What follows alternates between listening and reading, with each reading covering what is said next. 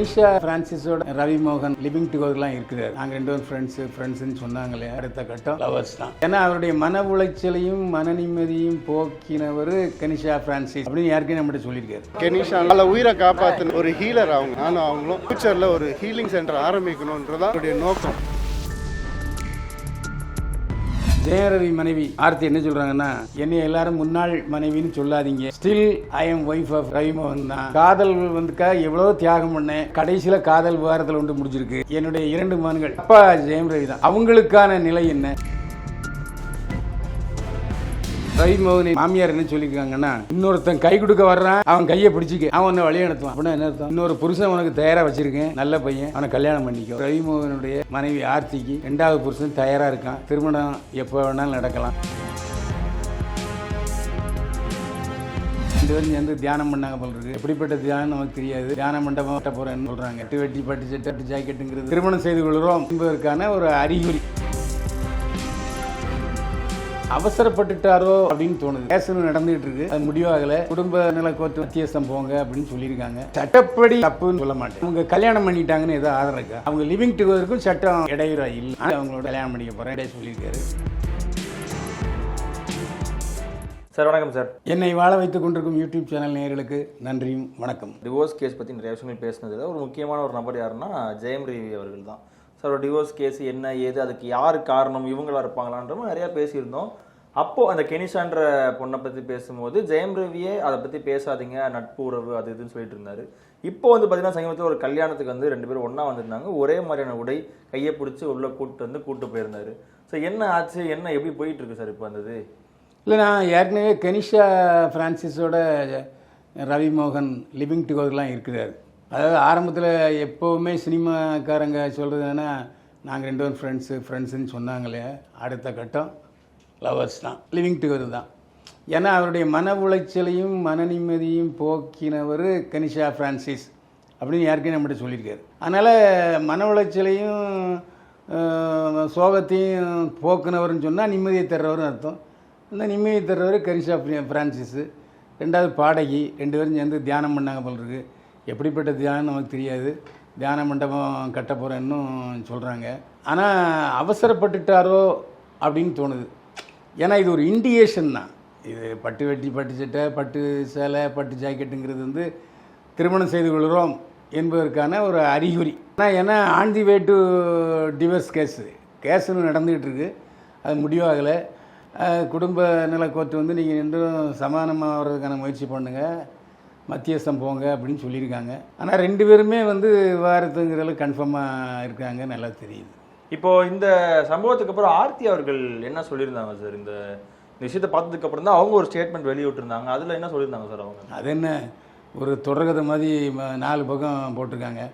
அது வந்து ரொம்ப இலக்கிய நயமாக இருக்குது. சொல்ல வந்த கருத்து இதுதான்.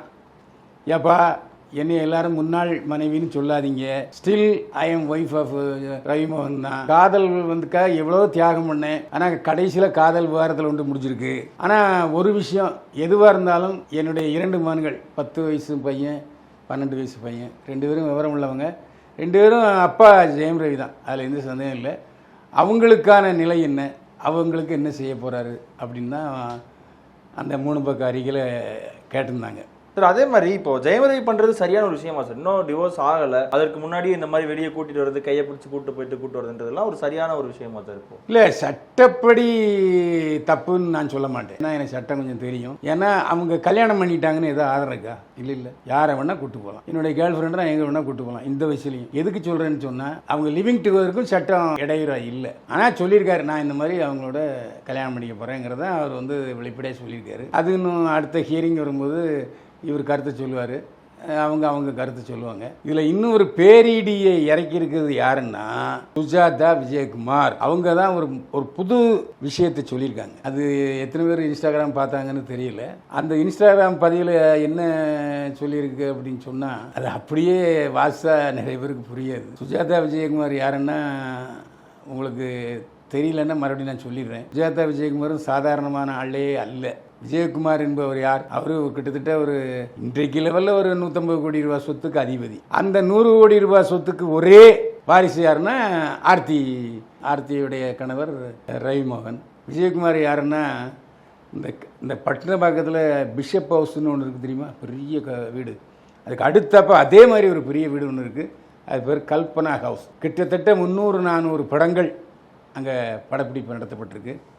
கடற்கரை பங்களாங்கிறது மட்டுமல்ல, அங்கே கிட்டத்தட்ட ஒரு பல கோடி ரூபாய்க்கு பழைய காலத்து தந்தம் இந்த மாதிரி பல இருக்குது. உனக்கு எப்படா தெரியும்னு என்னை கேட்கலாம். நான் மற்றவங்க மாதிரி பார்க்காத சொல்லி படித்ததை சொல்லி ஆடு இல்லை, நான் பார்த்துருக்கேன். அங்கேயே 4 ஷூட்டிங் போயிருக்கேன். சுஜாதா விஜயகுமார் இருக்காங்களே, விஜயகுமாரோடைய அம்மா பேர் கல்பனா. யார் இந்த கல்பனா? மைசூர் ஜெய சாம்ராஜ்ய உடையார், நம்முடைய தமிழ்நாட்டில் ஆளுநராக இருந்தவர். அந்த ஆளுநராக இருந்தவருக்காகத்தான் அந்த பங்களா. ஆளுநர் அவர் சொந்த, அதாவது மைசூர் மகாராஜா அங்கே தங்கினா கடற்கரைப்பத்தில் உள்ள அந்த பங்களாவில் தங்குவார். அதுதான் மைசூர் மகாராஜா. இங்கே கவர்னராக இருக்கும்போதும் கவர்னர் மாளிகையில் இருந்தாலும் சரி அங்கே தான் தங்குவார், அது கெஸ்ட் ஹவுஸு. அதுக்கப்புறம் கவர்னர் பதவியை விட்டு அவர் பெங்களூருக்கு போகும்போது அந்த கல்பனா ஹவுஸு அவருடைய சென்னை மனைவி கல்பனா. முன்னாள் கவர்னர் மைசூர் ராஜா ஜெயசாம்ராஜ உடையாருடைய சென்னை மனைவி, நான் கௌரவமாக சொல்கிறேன், கல்பனா. கல்பனாவுடைய ஒரே மகன் விஜயகுமார். விஜயகுமாருடைய மனைவி தான் சுஜாதா. இப்போ தெரியுதா எவ்வளோ பணம் எப்படி இருக்குன்ட்டு? அதனால் அவங்களும் வசதியானவங்க தான். ஜெயரவி மனைவி ஆர்த்தி என்ன சொல்கிறாங்கன்னா, என்னுடைய பசங்க அவர்கள் சட்டப்பிரிவுகளை பற்றி அவர்களுக்கு நன்றாக தெரியும். வளரும் குழந்தைகள், அவர்களுக்கு என்ன நடக்கிறது என்பது புரிந்திருக்கிறது. ஆனாலும் எப்போது என்றாலும் அது அந்த குழந்தைகள் ஜெயம் ரவிக்கு பிறந்தவை. எனவே மரியாதையாக நான் சொல்கிறேன், அவர்களுக்கு நீங்கள் செய்வது என்ன அப்படின்னு ஒரு 4 பக்கம் லெட்டர் போட்டிருக்காரு. என்ன சொல்ல வர்றாருன்னா, எப்பா இந்த 2 பசங்களும் நீ தான் அப்பாங்கிற முறையில் அந்த பசங்களுக்கு என்ன செய்ய போகிற அப்படின்னு கேட்டிருக்காங்க. அப்போது தனக்குன்னு கேட்கல, ஜீவனாம்சம் அல்லது பசங்களுக்கு என்ன அப்படிங்கிறத கேட்டிருக்காங்க. இதுக்கு ரவிமோகனின் மாமியார் என்ன சொல்லியிருக்காங்கன்னா, உண்மை ஒரு சக்தி வாய்ந்த ஆயுதம், எப்போது என்றாலும் உண்மைதான் வெல்லும். கடவுள் கருணை மிகுந்தவர், நாம் செய்கிறதெல்லாம் கடவுள் பார்த்துட்டு இருக்காரு, நம்மளுக்கு கடவுள் உதவி புரிவார். கடவுளுடைய வழிகளை ஒருபோதும் சந்தேகிக்காதே, அது மிகச் சிறந்தது. இருள் சூழ்ந்திருக்கும் போது ஒரு கை நீளுகிறது. அதாவது இந்த சூழ்நிலையில் இருள் சூழ்ந்திருக்கு, ஒரு கை நீளுகிறது, அதை இறுக பற்றிக்கொள் என்று சொல்கிறார் சுஜாதா விஜயகுமார். அதாவது ஆர்த்தியோடைய அம்மா. அதுக்கு என்ன அர்த்தம்? இன்னொருத்தன் கை கொடுக்க வர்றான், அவன் கையை பிடிச்சிக்க, அவன் உன்னை வழி நடத்துவான். அப்படின்னா என்ன அர்த்தம்? இன்னொரு புருஷன் உனக்கு தயாராக வச்சுருக்கேன், நல்ல பையன், அவனை கல்யாணம் பண்ணிக்கோ. அதாவது மறைமுகமாக சொல்லியிருக்கிறார் சுஜாதா விஜயகுமார்.